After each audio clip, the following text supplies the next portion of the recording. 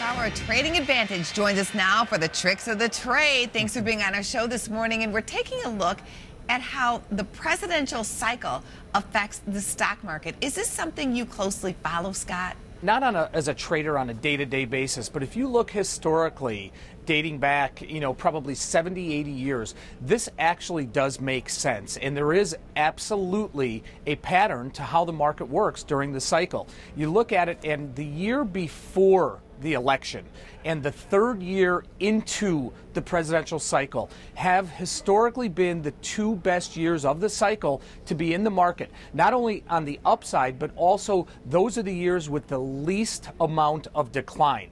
And, truly that makes sense. You have the year before the president takes office, it's election time, and everyone is positioning, both Democrats, Republicans are positioning what they're going to do for the economy, what they're going to do for taxes. It's more of a feel-good issue.